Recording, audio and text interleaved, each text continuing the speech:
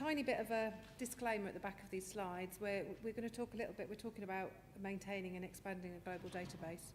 And just to point out that we're not lawyers are able to give regulatory advice as such, although we have been obtaining a bit of regulatory guidance to see where we can best provide solutions to our clients. So there's a small amount of content in here that I just obviously want to caveat that at the beginning. I know Mike this morning talked about the plans for FiscalReps. He also talked about our ability to provide solutions in 37 of the top 50 countries where property and casualty premiums are written. I don't think Joe and I realised the plan for global domination was quite so swift as the end of 2015, so maybe quicker than we originally thought. For those of you that don't know, as Joe and I look after the captive clients within FiscalReps, of which we've got about just over 80.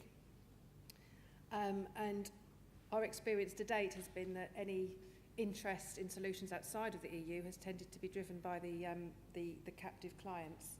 Hence, we've kind of sort of been looking a little bit out of outside Europe. I know Mike also mentioned earlier of the 6 additional countries that have come into play in 2014. I mean, within captives now, we're actually currently filing for premium taxes for clients in the US, Canada, Australia, and New Zealand.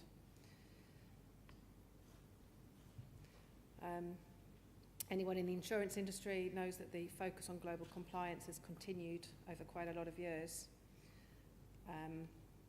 Sorry, I've realised that was the introductory slide. I'm on slide a bit ahead of myself, behind myself.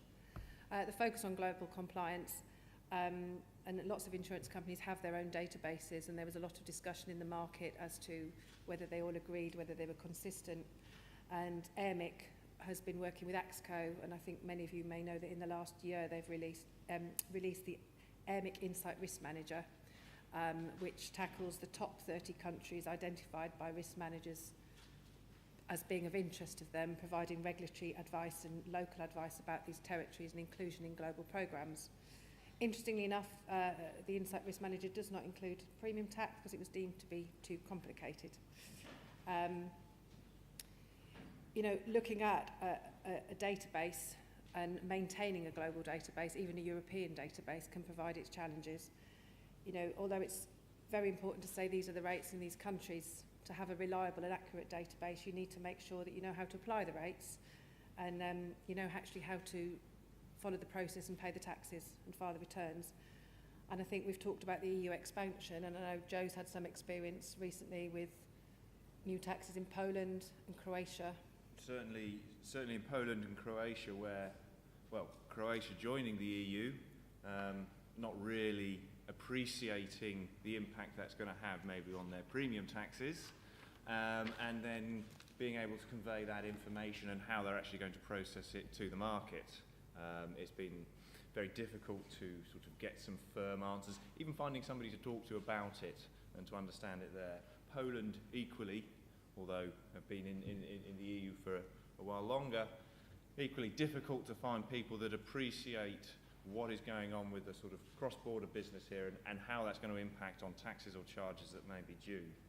And then of course we have the Czech Republic, which we sit patiently waiting for updates. And as you know, updating the database, you have to sit there and be anticipating these updates, and I'm sure it will come eventually, but at the moment we're still sitting and waiting for the update on Czech Republic. So some of the things we've had to think about in maintaining our database, even in the EU, before we expand outside. Interestingly, who's been in the live session in the last couple of sessions? Any willing volunteers? I wanted to see if anyone was listening. I think in there it was mentioned how many taxes there are across the EU for life and non-life business. Actually, I think that. How many? Yeah. 94. Well done, see? Yeah. So basically, well done. Thank you. Basically, that's the kind of the knowledge we have to keep up to date with. There's that many rates in the EU alone that we're looking at. So from a resourcing perspective, you can imagine how heavy on time and resource that is. And when we talk about the regulatory piece with regards to the database, you know, it's not really our duty to provide legal advice to clients, but where we're obtaining advice ourselves. Really, it's to see where we can add the most value for our clients and where we can provide outsourcing opportunities for them. With regard to research, if even across the EU, you will have multiple legislation in multiple languages, various acts, case laws, various opinions on authority guidance, and that's across the EU alone. And I think, as Joe often says, it's not what you do know, it's what don't you know, what have you missed and that have you not picked up on. So you've got to keep your research, it's got to be ongoing. Even regard, I've written translations on there. We've had recent experience in Greece where the Greek IPT legislation is actually in classical Greek and not modern Greek. So even for our native Greek speakers in the office, that's proved a bit of a challenge in interpreting what the legislation means. When we talk about local requirements, there's kind of two types of that. There's one from the premium tax perspective. Do you require a local formal fiscal representative? What are the filing deadlines? What are the tax points? And aside for that, you know, are there different things you need to understand? For example, in Singapore, there are taxes applicable to domestic placed business, but for insurance companies writing on a non-admitted basis, those taxes don't apply. In Ireland, captives are exempt from the ICF levy, the compensation fund levy. Again, that's something else that a database has to incorporate, particularly if it's to be reliable and robust and beneficial really to us and our clients.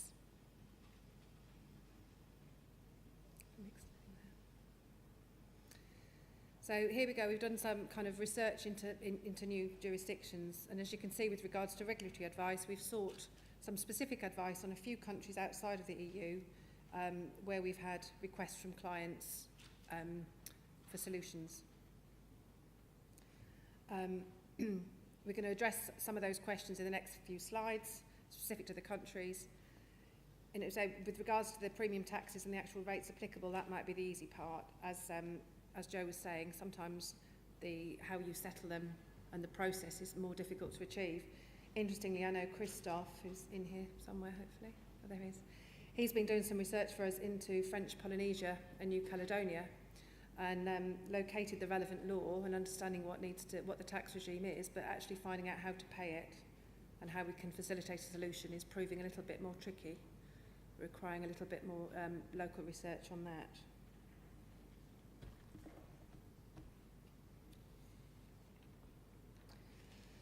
Australia, as you can see, there's some nice bedtime reading for anyone that wants to work their way through the legislation.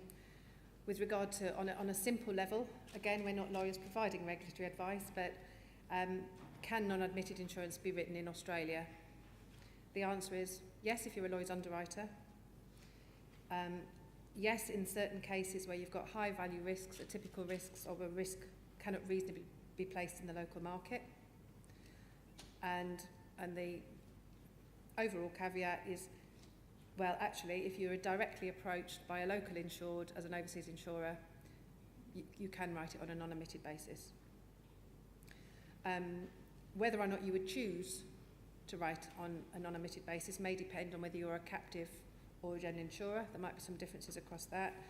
And as you can see, if you don't follow the admitted, non-admitted rules, the potential to the insurer is a fine of up to 51,000 Australian dollars. So what is the premium tax regime in Australia? Well, there's been in terms of maintaining the database and keeping it up to date, there's been a little challenge insofar as the local legislation and the local terminology is very different to the European. For a starter, the 18 classes, EU classes, are obviously not recognised in Australia, so the terminology is a very different starting place. So our sort of templates for building this knowledge have to be tweaked and updated. But what we're looking at really in Australia is a 3% tax, federal income tax. Is actually 30% income tax on a 10% deemed profit. And this is specifically for non-admitted overseas insurers. Then you also have to look down to state level, with each state and territory having its own different insurance duty, generally between 9 and 11%, but there are some exemptions and some varying rates varying from state to state. And then I believe it may even be down to one now state which has some parafiscal charges relating to the fire services levies and the funding of the emergency services. I think what's interesting there is that the federal income tax, particularly if you're looking at a captive client, depending on the size of their premiums in Australia, may depend on whether they choose to have a fronted policy or write direct and pay that additional tax. Because if it's a very large premium, that 3% may outweigh the fronting costs of having a local place policy.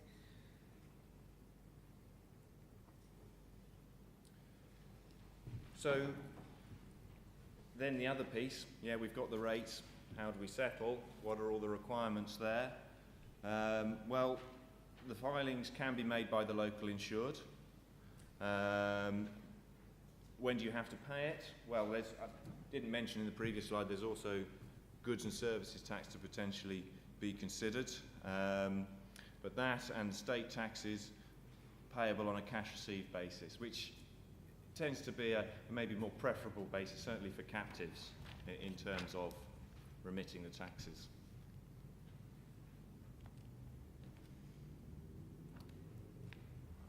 Okay, moving on to Peru.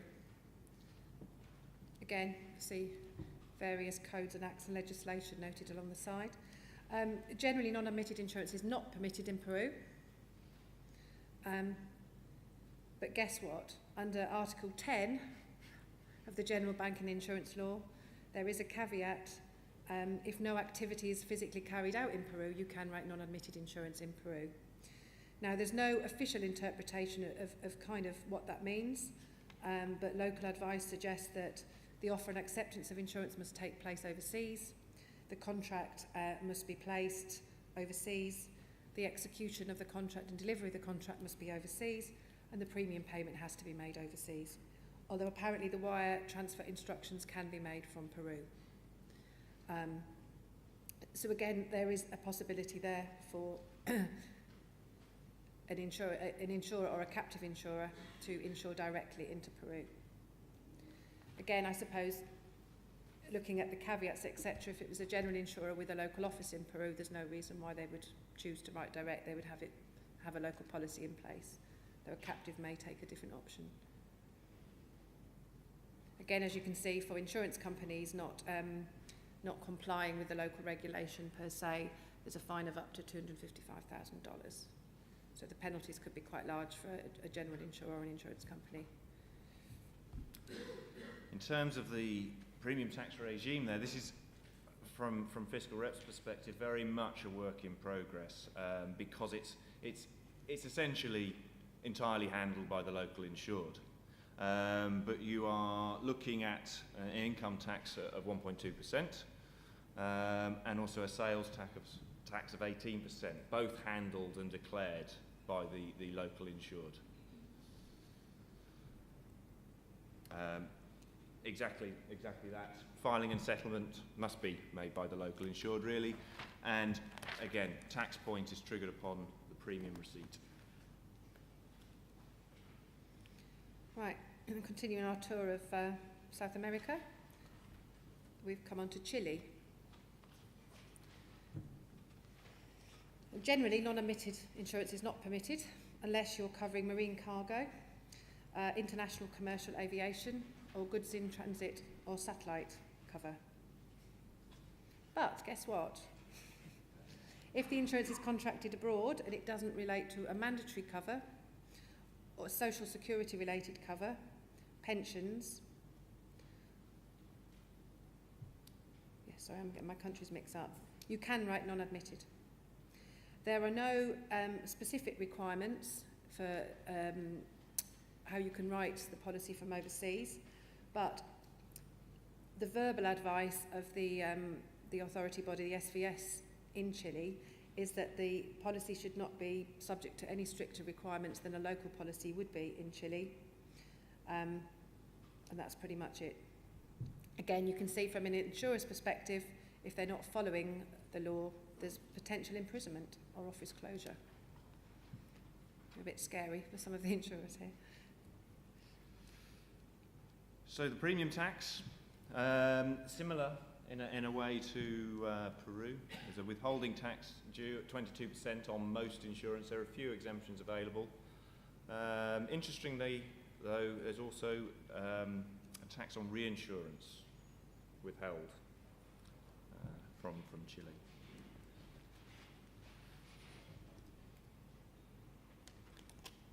Sorry. And in terms of the settlement requirements, filing and settlement can be made by the local insured again. It's an annual filing, so actually the administrative burden there is not too great. And once again, premium receipt is triggering that requirement to declare and pay the tax. And our final territory, again in Latin America, is Colombia. We were interested in Colombia because there was a lot of talk at a conference, I think it might have been even FIRMA conference last year, that you can now write non-admitted into Colombia, so it's one that's kind of been of interest. Our research has generally shown that non-admitted insurance is not permitted, except where we're talking about international shipping, aviation, outer space, and for any of those risks they must be specifically registered with the RIMAT, which is the Register of Foreign Insurers in Colombia. However, if insurance business is not solicited directly in Colombia, and it's not including mandatory social security, pensions, or the contract involves any government entity, you can write it from overseas. However, the contract must be entered into abroad and there must be no local promotional activity.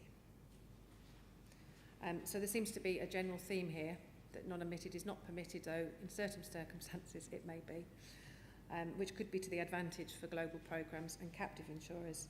Again, in Colombia, though, the penalty for an insurer that aren't performing in line with the regulator is up to $54,000 US.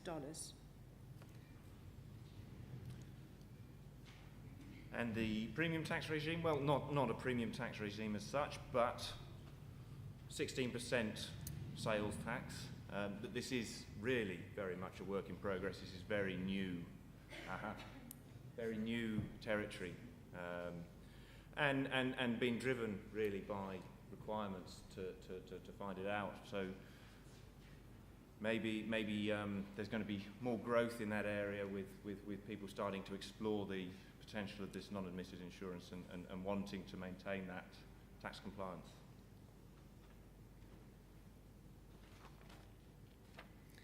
Has anyone got any specific questions or comments or experiences in these countries that they feel willing to share?